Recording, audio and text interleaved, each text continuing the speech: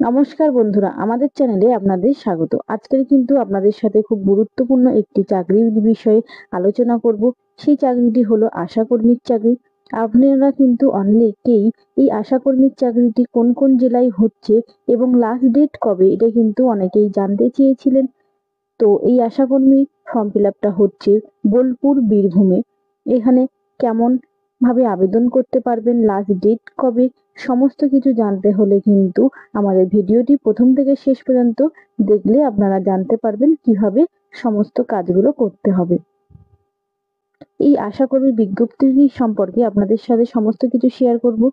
রাজ্য মিশন অধিকর্তা জাতীয় গ্রামীণ স্বাস্থ্য মিশনের 27/6/2012 তারিখের পত্র নাম্বার এর মার্জিত আদেশনামা অনুযায়ী বীরভূম জেলার বোলপুর মহকুমার অন্তর্গত বিভিন্ন ব্লকে উপস্বাস্থ্য কেন্দ্রে ও সুস্বাস্থ্য কেন্দ্রের বিভিন্ন গ্রামগুলিতে আশা নিযুক্তির উদ্দেশ্যে এই এলাকার অন্তর্গত গ্রামগুলিতে বসবাসকারী মহিলাদের প্রার্থীদের কাছ থেকে উক্ত পদের জন্য নির্দিষ্ট আবেদনপত্রের দরখাস্তের আহ্বান করা হচ্ছে। ব্লক ভিত্তিক শূন্যপদ কোথায় কতগুলি শূন্যপদ আছে? বোলপুর শান্তিপুর ব্লকে আছে 10টি, নানুর ব্লকে আছে 6টি, লাভপুর ব্লকে আছে 11টি এবং ইসলামবাজার ব্লকে আছে 5টি। কোন ব্লকে কতগুলি শূন্যপদ আছে এবং কোথায় কোথায় শূন্যপদ আছে সেই বিষয়ে কিন্তু আপনাদের সাথে শেয়ার। কোথায় কতগুলি শূন্যপদ আছে দেখুন। ইসলামবাজারে এখানে কিন্তু ঢালা, তারাপুর, ছেলা, মেটাকোনা, জয়দেব এইখানে টোটাল কিন্তু 5টা শূন্যপদ আছে। নানুরে আছে 6টি, দেবগ্রাম, সন্তোষপুর, সিএ নানু, সারদাঙ্গা, নতুন গ্রাম, রহিমপুর এইখানে কিন্তু মোট 6টি নানুর। এই ব্লকে 6খানা আশাকর্মীর জন্য শূন্যপদ আছে। তারপরে লাভপুর, স্বস্তিনগর এই দু জায়গায় 2খানা শূন্যপদ আছে। মাজমবারদানা, দাওয়ারকা, পাঁচচারা, হাতিয়া, কালুয়াহা এইসব জায়গাগুলো কিন্তু শূন্যপদ আছে। এছাড়াও লাভপুর অন, টিবা এইগুলোও কিন্তু শূন্যপদ আছে। তারপর দেখুন সেনমুলুক, তাতারপুর এইসব জায়গায় কিন্তু মোট শূন্যপদ 1টি করে রয়েছে। বোলপুর শান্তিনিকেতন, তার মধ্যে কিন্তু এসসি এবং এসটিদের জন্য কতগুলি শূন্যপদ সংরক্ষিত আছে।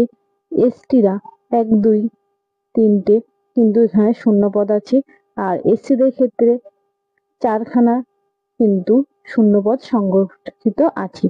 অর্থাৎ এই 4টি ব্লক মিলিয়ে টোটাল 32টা শূন্যপদ বোলপুর বীরভূম জেলায় কিন্তু আশাকর্মী পদের নিয়োগ কিন্তু হচ্ছে। এই 4টে ব্লকে যে 32 জন আশাকর্মী নেওয়া হচ্ছে, সেই আশাকর্মী নেওয়ার জন্য কেমন নিয়মাবলী এখানে প্রয়োজন সেই নিয়মাবলী আপনাদের সাথে শেয়ার করব। কেবলমাত্র বিবাহিতা, বিধবা, আদালত কর্তৃক ডিগ্রি মূলে বিবাহ বিচ্ছিন্ন মহিলারাই আবেদন করতে পারবে। আগ্রহী প্রার্থীকে অবশ্যই সংশ্লিষ্ট গ্রামের স্থায়ী বাসিন্দা হতে হবে। অর্থাৎ যারা যে ব্লকে আবেদন করবেন সেই ব্লকের কিন্তু অবশ্যই স্থায়ী বাসিন্দার হতে হবে, তাহলেই আবেদন করতে পারবেন। প্রমাণস্বরূপ সাম্প্রতিক নির্বাচন তালিকা অনুসারে প্রার্থীকে তার ভোটার কার্ডের যে একটি জেরক্স, সাম্প্রতিক ভোটার তালিকার অংশ নম্বর, ক্রমিক নাম্বারের স্বচ্ছ প্রত্যয়িত প্রতিলিপি এই ওয়েবসাইটটি থেকে পেয়ে যাবেন, সেটি কিন্তু দিতে হবে এবং তার সঙ্গে রেশন কার্ডের জেরক্স বা তার যে আসল কপিটি সেটাও দেখাতে হবে। প্রার্থীর বয়স হতে হবে, সাধারণ প্রার্থীর বয়স এর ক্ষেত্রে হবে 1/1/2025 তারিখের হিসাবে 30 থেকে 40 বছরের মধ্যে হতে হবে। তপশিলি জাতি ও উপজাতি প্রার্থীদের ক্ষেত্রে বয়স হতে হবে 22 বছর থেকে 40 বছরের মধ্যে। বয়স সীমার প্রমাণপত্র হিসাবে মাধ্যমিকের অ্যাডমিট কার্ড, জন্ম সার্টিফিকেটের জেরক্স এইগুলো কিন্তু আপনাদের জমা দিতে হবে। অর্থাৎ এখানে জেনারেলদের ক্ষেত্রে 30 থেকে 40 বছরের বয়স হতে হবে এবং এসসি এবং এসটি প্রার্থীদের ক্ষেত্রে 22 থেকে 40 বছর হলে তারা কিন্তু আবেদন করতে পারবে। এদের কেমন শিক্ষাগত যোগ্যতার প্রয়োজন? প্রার্থীকে মাধ্যমিক বা সমতুল্য পরীক্ষায় অবতীর্ণ হতে হবে। মাধ্যমিক বা সমতুল্য পরীক্ষায় অনুত্তীর্ণ প্রার্থীরাও আবেদনকারী হিসাবে কিন্তু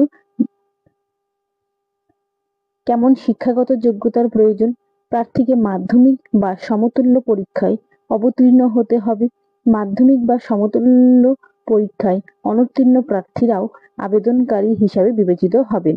অর্থাৎ যদি মাধ্যমিকে পাশ করেন তাহলেও কিন্তু আবেদন করতে পারবেন, আর যদি পাশ করে নাও থাকেন তাহলেও কিন্তু আবেদন করতে পারবেন। উচ্চতর শিক্ষাগত যোগ্যতার প্রার্থীরাও আবেদনকারী হিসেবে বিবেচিত হবেন। সেক্ষেত্রে মাধ্যমিক ও মাধ্যমিক সমতুল্য পরীক্ষায় প্রাপ্ত নাম্বারই কিন্তু বিচার করা হবে। উচ্চতর শিক্ষাগত যোগ্যতা থাকা প্রার্থীদের উচ্চশিক্ষার কোনো বাড়তি মূল্যায়ন বা বিবেচনার সুবিধা কিন্তু থাকবে না। যদি মাধ্যমিক পাস ছাড়াও আপনার অন্য কোনো উচ্চতর ডিগ্রি থাকে তাহলে কিন্তু সেই ডিগ্রি অনুযায়ী যে আপনারা কোনো সুযোগ পাবেন সেরকম কিন্তু এখানে কিছুই থাকবে না। এখানে শুধুমাত্র মাধ্যমিকে পাওয়ার নাম্বারের ভিত্তিতেই কিন্তু এখানে কিন্তু জয়েনিংটি হবে। তারপরে আছে গ্রেড 1 ও গ্রেড 2 স্বনির্ভর গোষ্ঠীর সদস্য, প্রশিক্ষণপ্রাপ্ত দায়ী এবং লিঙ্ক ওয়ার্কার সংশ্লিষ্ট সরকারি বিভাগে শংসাপত্র দলিল রাখলে অগ্রাধিকারের ভিত্তিতে বিবেচনার যোগ্য হবে। তারপরে একটি নির্দিষ্ট এলাকার তপশিলি জাতি ও উপজাতির সংখ্যা যদি 2011 সালের জনগণনার তথ্য সাপেক্ষে 50% ঊর্ধ্বে হয় সেক্ষেত্রে এলাকাটি তপশিলি জাতি ও তপশিলি উপজাতির ক্ষেত্রে অগ্রাধিকারের জন্য গণ্য করা হবে। এই উপযুক্ত সমস্ত যোগ্যতা সহ অন্যান্য প্রমাণপত্র জমা দিতে হবে। এখানে উল্লেখযোগ্য যে উপরোক্ত এলাকায় সাধারণ প্রার্থীরাও আবেদন করতে পারবে। আবেদনপত্রের সঙ্গে কিন্তু কিছু প্রমাণপত্রের জেরক্স দিতে হবে। সেগুলি কি কি আপনাদের সঙ্গে শেয়ার করব। জন্ম তারিখের শংসাপত্র, মাধ্যমিক বা সমতুল্য পরীক্ষার অ্যাডমিট কার্ড। জন্ম তারিখ হিসাবে আপনারা আপনাদের বার্থ সার্টিফিকেটও দিতে পারেন, এছাড়াও মাধ্যমিকের অ্যাডমিট কার্ডেরও কিন্তু জেরক্স দিতে পারেন। দ্বিতীয় নম্বর, সাম্প্রতিক নির্বাচন তালিকা অনুসারে প্রার্থীকে তার ভোটার কার্ড, সাম্প্রতিক ভোটার তালিকার অংশ নাম্বার, ক্রমিক নাম্বার এই ওয়েবসাইট থেকে প্রাপ্ত হবে কিন্তু এবং রেশন কার্ড দিতে হবে। উপযুক্ত কর্তৃপক্ষের দেওয়া জন্মগত প্রমাণপত্র তপশিলি জাতি ও উপজাতি প্রার্থীদের জন্য সেটি কিন্তু দিতে হবে। মাধ্যমিক বা সমতুল্য পরীক্ষার মার্কশিট কিন্তু অবশ্যই দিতে হবে। গ্রেড 1 এবং গ্রেড 2 স্বনির্ভর গোষ্ঠীর সদস্য, প্রশিক্ষণপ্রাপ্ত দায়, লিঙ্ক ওয়ার্কারের প্রমাণপত্র কিন্তু দিতে হবে। যদি এই কাজগুলো করে থাকেন তাহলে তার প্রমাণপত্র কিন্তু দিতে হবে। প্রার্থী স্বাক্ষর সহ 2 কপি কালার পাসপোর্ট ফটো এবং ফটোগুলোতে কিন্তু সেলফ অ্যাটেস্টেড করে থাকতে হবে। আবেদনকারী নাম সহ ডাকযোগে সম্পূর্ণ নিজ ঠিকানা উল্লেখ 22 টাকার ডাক টিকিট সহ সেলফ অ্যাটেস্টেড করা থাকতে হবে। উপরোক্ত প্রমাণপত্রগুলির সঙ্গে জমা দিতে হবে।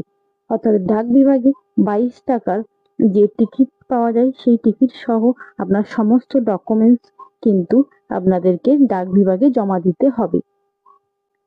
উপরোক্ত প্রমাণপত্রগুলির মধ্যে আবেদনপত্রের সঙ্গে যুক্ত না থাকলে আবেদনপত্র কিন্তু বাতিল করা হবে। ইন্টারভিউয়ের পূর্বে প্রার্থীকে অবশ্যই উল্লেখিত প্রমাণপত্রগুলির আসল দেখাতে হবে।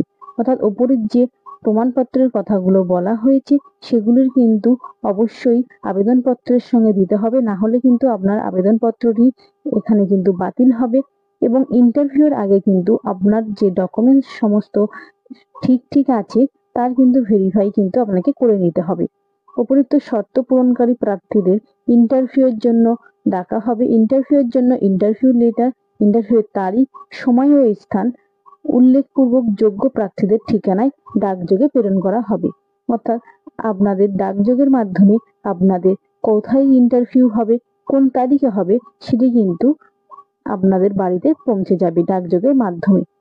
যদি কোনো রকম ত্রুটি থাকে আবেদনপত্রে তাহলে কিন্তু সম্পূর্ণভাবে আবেদনপত্রটি খারিজ হয়ে যাবে। বর্তমানে বৈবাহিক স্থিতি সম্পর্কে সাদা কাগজে স্বস্বাক্ষরিত হলফনামা জমা করতে হবে। অর্থাৎ আপনার বৈবাহিক জীবনে আপনি বিধবা নাকি ডিভোর্সি এই সমস্ত বিষয়গুলো কিন্তু সঠিকভাবে দিতে হবে, না হলে কিন্তু আপনার আবেদনপত্রটি কিন্তু এখানে বাতিল হতে পারে।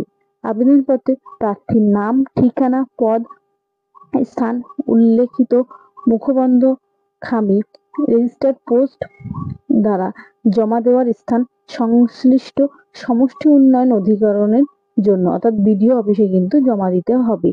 বোলপুর শান্তিনিকেতন সমষ্টি উন্নয়ন অধিকরণের করণে বোলপুর, এখানে পিন নাম্বার কিন্তু দেওয়া আছে। নানুর সমষ্টি উন্নয়ন অধিকরণের জন্য লাভপুর সমষ্টি উন্নয়ন অধিকরণের লাভপুর, ইসলামবাজার সমষ্টি উন্নয়ন অধিকরণের, অর্থাৎ এই বিডিও অফিসগুলো কিন্তু এক একটা ব্লকের যে বিডিও অফিসগুলো রয়েছে সেখানে কিন্তু আপনারা জমা দিতে হবে। আবেদনপত্র লাস্ট ডেট কবে, এটা কিন্তু খুব গুরুত্বপূর্ণ একটি বিষয়। আবেদনপত্র জমা দিতে পারবেন 20-5-2025 পর্যন্ত এই ব্লকগুলিতে কিন্তু আপনারা আবেদনপত্র পাঠাতে পারবেন, অর্থাৎ লাস্ট ডেট এখানে 20-5-2025। শূন্যপদ ভিত্তিক জমা দরখাস্ত যোগ্য আবেদনকারীরাই কেবল ইন্টারভিউতে উপস্থিত থাকবেন, অর্থাৎ যারা শূন্যপদের জন্য আবেদন করবেন এবং এই চাকরিটি করতে আপনারা ইচ্ছুক তারাই কিন্তু ইন্টারভিউতে উপস্থিত থাকবেন। আবেদনপত্রের নমুনা সংযোজন নাম্বার 1 ব্লক ভিত্তিক শূন্যপদের তালিকা সংযোজন নাম্বার 2 উল্লেখিত হয়েছে। উপযুক্ত নিযুক্তি কেবলমাত্র উল্লেখিত সরকারি আদেশনামা এবং পরবর্তী প্রাপ্ত সরকারি আদেশনামা অনুযায়ী সম্পন্ন হবে, অর্থাৎ পরবর্তী আপনাদের কি করতে হবে সেটা কিন্তু সরকারি আদেশনামা প্রকাশিত হলে আপনারা জানতে পারবেন। এবং এই আবেদনপত্রটি কিন্তু আপনারা অবশ্যই আপনাদের ব্লকে যদি খোঁজ নেন সেখান থেকে পেয়ে যাবেন। যে যে ব্লক থেকে আবেদন করবেন সেই ব্লকে এই আবেদনপত্রটি কিন্তু অবশ্যই সেখান থেকে আপনারা সংগ্রহ করতে পারবেন। বীরভূমের যে ব্লকগুলিতে এই 32 জন আশাকর্মী নেওয়া হচ্ছে তার আবেদন করতে পারার জন্য কিন্তু আপনারা অবশ্যই ব্লকগুলি থেকে আবেদনপত্র সংগ্রহ করতে পারবেন।